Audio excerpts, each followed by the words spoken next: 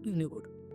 This is the third video of our Python series, and in today's video we are gonna cover one of the most important topics in Python, that is list. As I promised you in our first video that we will discuss about it. So yeah, this is a video where we are talking about list. But before we talk about list, I would just like to quick tell you about data structures. What are data structures? Data structure is nothing.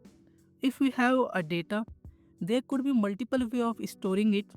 Like you can, let's say you have information of a student. How you can store it? Like you have name, class, his marks, when did he took the admission. These all data you have. How would you store it? Maybe there could be multiple ways of storing the data. You can even store it in a text format. But no, Python suggests us some efficiently way of storing a data, and that are called data structures. So, formally talking, a data structure is way of organizing and storing data efficiently. Like in Python, we have various data structures like list, tuples, sets, and dictionaries, which we are gonna cover in next two videos. Among them, lists are the most commonly used because they are more flexible and easy to work with. How they are flexible, we will talk in this video itself. So now we have brief idea about data structures. We are gonna come to list. What is a list? A list is a collection of data that is ordered, mutable, and allows duplicate values. Lists are defined using square brackets. We need list because using a variable, let's say we are using a variable name. Name is equal to surname. So in this variable, we are able to store only one value at a time. Or I can say age is equal to 20. I can store only one value at a time. So this is not like we have some limitations to store values. But to overcome of this limitation, we have list and other data types also. Like list can be stored multiple values. As you can see, names have Shane, Alex, and John. It has more than one value. It is like a variable that is containing more than one value. Okay. Or similarly, you can say ages. Ages is equal to 20, 22, 25. Let's say these are the ages of these students. So now here we are storing more than one value or more than one data type in a list. Why I say data type? Because this info. It's not like that you can store only one particular data type in a list. You can store like different data types. Here I store Shane, which is a string, 22, which is a integer, and true, which is boolean. So yeah, list is used to store multiple values in a single variable. Now let's see it practically on our Google Colab. So yeah, we are on Google Colab, and now I would show you how to create a list. To create a list, obviously you have to store it, so you have to give a name. Let's say I am giving fruits. I am creating a fruits list. Okay. Or to create list, we have to use square brackets, and within square bracket you can define your name. Let's say I said apple, banana, and cherry. So now this is a list which is storing more than one value. If I print it, fruits, so you can see the output coming something like this: apple, fruit, banana, cherry. And to make sure it's a list, we can use our type function, which we already look at it. Type of fruits, it will return at a class as list. So this is a list data type. This is how you can create a list. For one more example, if you had to, like, I would just take an example of, let's say, names. Student names, which could be Shane, John, Alex. And again, if I print names, you can see the output. So yeah, this is how we can create a list. Now since we have know about list, now we have to know like how can we get data from it or many other things. It means simply we are gonna now take a look about its operations. What are the operations on list? So operations on list, first we would learn how we can access any element of a list. In list, we can access any element by index number. What is index number? Index number is nothing but the position of that particular element in the list. How we can define it? Index number are nothing but represent the location of a particular element in a list. It starts with 0 and go up to infinite, you can say, or what is the length of the length of the list, and minus 1. Like, let's say example. This is a list, name Shane, Alex and John. If we know about the index position of these elements, then Shane is on the 0th position, Alex is on 1, John is on 2, and so on. How many elements are there? Similarly, hence is nothing but the current position minus 1. By human eye, we can see Shane is on the first location, but its actually index is nothing but minus 1, means 0. Alex is on second, so its index is 1. Similarly, John is 2. Okay, so index is nothing but the current position minus 1. How can we access any element using this index? We can access it, we just have to write the list name, and within square bracket we have to give the index of that element. Within square bracket we have to give index of that element, and we would get that value. Like here, names is my list name, and within square bracket if I write 0, so I am getting Shane because it's on that index. And similarly 1 is for Alex, and so on. If you add 2, then it would be John. And that's why I said earlier, lists are ordered, since it's each element have a fixed location in the list. Now we can see it practically on our Google Colab. Let's see how can we access values. I'm taking the example of first list which I have created here. I won't create it again. Let's say I have to get this apple. So apple is on the 0 index because index starts with 0. So we will write fruits 0. If you write something like this in square brackets, it will give the first element, which is nothing but apple. Similarly, if I print like this, then we can see on the first index banana is coming and cherry is coming on the second index. Similarly, we can write it for the names one, but you can try it by your own. I have shown you how you can do it. Okay, so yeah, this is how we can access any element from a list. Second operation is changing value of an element. If we have assigned any value to the list, then how can we change its any particular element? Actually, it's very easy. You just have to get that element by its index number, and you just have to assign it the new value. Like here, in list we can change any element by its index number. Like example, this is our list of countries which is storing countries data. It has India, USA, Russia, Karachi, but suddenly you realize that Karachi is not a country. I have to put here Pakistan, but I forgetly entered Karachi here. So Pakistan we have to enter. Okay, how we can do this? You just have to, in the list name, you just have to get that index which you have to change. Like Karachi is the Karachi's index, and just equal to new value. Like here, practically if I show you,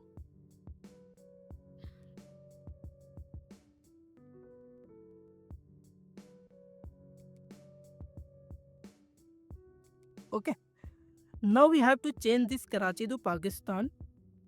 So we know that Karachi is on which index? 0, 1, 2 and 3. So Karachi is on the third index. We can say something like this, countries of 3, to make sure we can just so see it. Yeah, it's Karachi.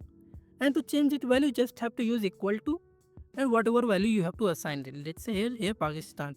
And again, if I will print the countries, okay, then you can see Karachi has been replaced with Pakistan.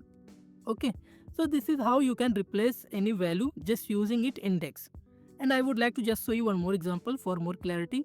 Here I would write it like my I have this names data, right? I have this names data. This is my list names. Okay, and now I have to change this Alex to, oh, let's say Alia, something like this. So Alex is on the second position. I would say second is equal to ALIA. Sorry if my spelling is wrong. And I will just print names, NAMS. You can see the value has been changed. So yeah, this is how we can change any value in a list just using by its index number. The third operation says inserting new value to a list. What if you have to insert a new value to a list? How you can do this? In list, we have two built-in methods for inserting any new value within a list. What are the methods? First one is append and second one is insert. How they are used? Append, this method insert any new value to this irrespective of any location, any index. It will just add the new value in the end of the list. Okay, if you use append method and add any value, then it will do nothing. It will just append that value in the last of the list. And in most of the scenarios, this method is only used for inserting value. Okay, in normally cases you would use only this method, okay, for appending value. So first let's see about the append method. Let's say we have this countries list. Okay, we have this data. Now what I have to do, I have to insert a new value as China. Okay, in countries we have to insert China. How we can do this? We can simply say countries dot append. We have to use dot append. Okay, the list name and dot append. And in the round bracket, you have to insert that value. Let's say here, in my case, it's China. And always make sure this itself will return nothing. Okay, this is just a function which will go to the original list and it will add any value in the list, but it itself will return nothing. If you try to take it in a variable, let's say new country, then it will be none. Let me show you new country. It is none basically, or you can print its type for better visualization.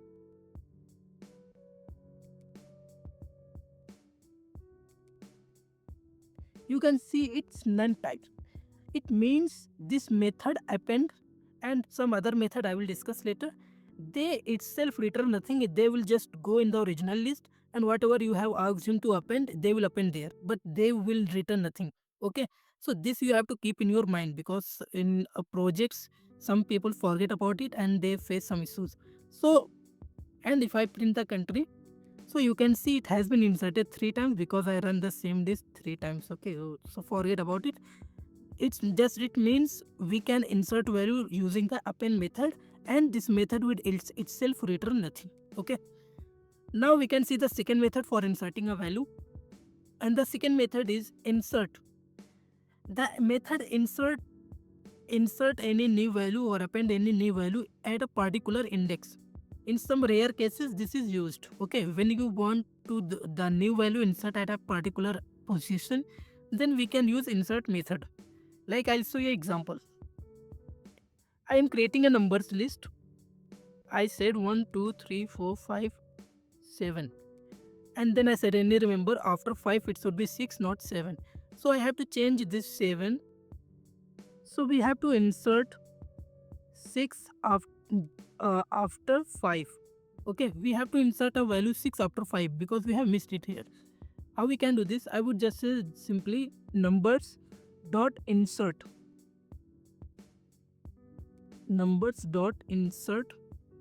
and we have to make sure that it will ask you two things. First, the index, at what index you have to enter the data, and second thing, the object what you have to insert. So I have to insert it on the 5th index because 6 would come after 5. Okay, and the value would be 6. This would be the index where you have to insert. I have to insert 0, 1, 2, 3, 4, and here on 5th position I have to insert. What I have to insert? I have to insert 6. And same, it will also return nothing. So you have to keep it in mind. Okay. Now if I print the numbers, so you can see now the output that 6 has been appended or inserted on the 5th index. So yeah, this is, we have two way of inserting value.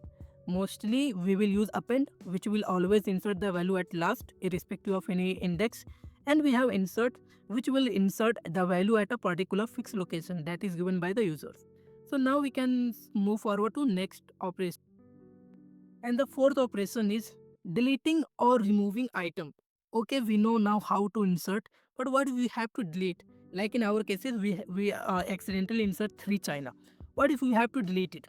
So there are again two methods of deleting a value. from a list. First one is remove and second one is pop. Now we can talk about them one by one. Remove. This method removes a particular value on its first occurrence.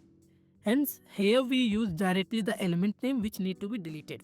Okay, so we can use remove method if we want to delete any particular element by its name. But the limitation is, if you have duplicate value in the list, let's say in my case there are 3 China. So it will just delete the first China, which it will find the first one. It will delete only that, and this is written here on its first occurrence. Okay, now let's see it practically. I hope my country's data is here. I would just write countries. This is my country's data. Here I have 3 China. I have to remove China, so I would just write dot remove. And what I have to remove? I have to remove China. And similarly, it will return nothing. Okay, it will just replace it from the original list. And if I say countries, so what I'm expecting 2 China. This China would be removed because it will find it first, and there would be 2 China. See, and again if I do this, now I will be with only 1 China. See, okay. So this is how remove method is used. In remove method, we directly give the name of that element that should be removed, and it will remove the first occurrence of it. Okay, let's see about pop. What pop will do? This method deletes any value by their index. Okay, if you have to delete any particular value at a particular index, then we can use dot pop method. Let's see it here. I'm hoping a new list, let's say new num, and I have 1 2 4 3 5 6 and 7. Now I accidentally insert 4 on this location, which should not be here. Okay, so for sequence I have to delete the 4. Okay, now we can use two things. Either we can use dot remove method directly, it will work, but I have to show you using the pop method. So you can do new num, the list name, and dot pop. Pop what? What is the index? The index of 4 is 3. Okay, so you would write 3, and always remember it will return nothing. So if I print new num, I think there was 2. Sorry, it was 2. Oh, I have to write here 2. Yeah, so 4 has been removed using the pop method. So pop method is used when you have to delete any particular value by their index or at a particular index. Remove is used when you have to remove it by its name, and it will remove the first element it will find. Now we can come to our other operation. Now the fifth operation is sorting a list. If we have a list and we have to sort it alphabetically or numerically, how we can sort a list? Because sorting helps us in many scenarios, it should be learned by us. Let's see about it. In list, we have two built-in methods sort for sorting a list. We have two methods sort. This method will return none. It means it will modify the original list without creating any copy of it. This I already told you. Okay. So we have two things. One is sort and other one is second method is sorted. But in this case, sorted will not modify the original list. Instead, it will create a copy of it, and that can be stored in a variable. Let's see it directly practically. Let's see I have this numbers list only. If I print this numbers, okay, this is in ascending order. If I have to sort it in, let's say I will create any other.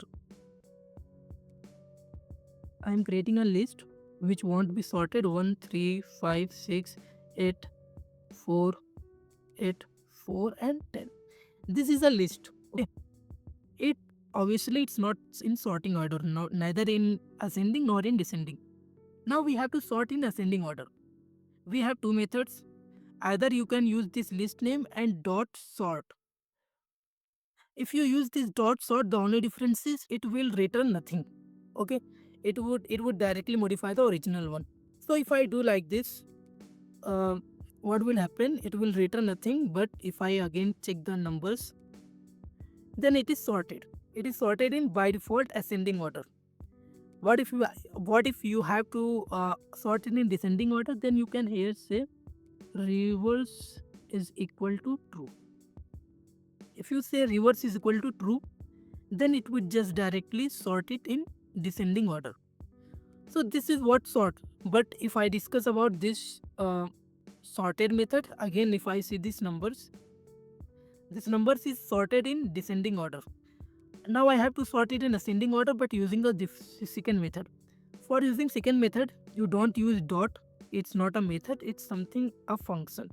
You can say sorted, and within sorted you can give the list. If you see sorted and if you write sorted inside the brackets, you have to write the list name. Then it would be sorted. And obviously by default it will sort it in ascending order. If you have to make it again descending order, you can say here. Okay, so you can see it is returning an output. Okay, in this case it was not returning anything, but it is returning since, so I can store it. If let me show you, if again I print these numbers, okay, and better I am removing it. For better example, I am removing, so basically my numbers are in disorder after sorting. But if I see the original list, it's again in disorder, which is done by this one. So it means it is not modifying the original list, it is just creating a copy of it. Now we can use this list, store, let's say sorted ASC list. Now we can store it and we can use it anywhere our program. Which one you have to use, it depends on your goal, what you have to do. Okay, either you have to just simply do it, so you can use the sort method. If you have to do some other, like you should return something or anything, you have to store it, then you can use the sorted method. Okay, now let's come to our other operation. The next operation is checking numbers of elements present in a list. How we can see how many elements are present in a list? Okay, a list could be a huge, a large amount of data it could contain. So if you have to check how many elements are present in a list, so we can use it using length function. In a list, we have built-in function len. Len means length. To check number of elements present within a list, it returns a number between 0 to infinite. Infinite basically how many numbers of element you have in a list. Okay, let's see practically. This is my numbers list. I'm taking only this example. I want to find how many elements are present in this list. So basically you just have to do len of numbers. That's it. You have to use this len function, and within square bracket you have to write any list tuple or anything name. And if you print it, it is saying there are 7 elements in the list. Okay, so yeah, there is nothing much to discuss about. Basically I can just show you one more example. Len of, I created a list names in above. So if I see, there were only 3 elements, and I can basically see it, there were only 3 elements. So length function is used for getting the length of a list, how many elements are present within a list. Okay, now next operation is nested list. Okay, nested list means nothing, it means you can store a list within a list. Okay, this is a property. Let me show you how. Let's say I have a list of names. Okay,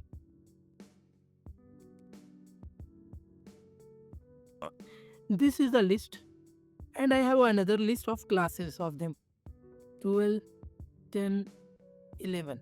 Okay, now I have to create a info list which will have both the students data. Info is equal to, we can just define it like this, names. We can just define the list by this square brackets, and we can write these names comma class. Now you would see, if I print info, now you can see there is a big list, okay, which is storing one list here and one list here. So it means the property of list is we can store multiple lists, like we can have a nested list also. Okay, so yeah, this is all the operations, or we can say all the things about list. But now I have to discuss some extra thing which is really useful for you to know, because in many projects you may need these methods. Okay, like let me say here we have something count. Count will do what? This is a method. Count is a method, okay, which returns frequency of an element in the list. Basically, if you have a list numbers, this is a list, and here you want to know in my list how many times one is there, okay, or any particular element. How you can do this? We have something, the dot count method.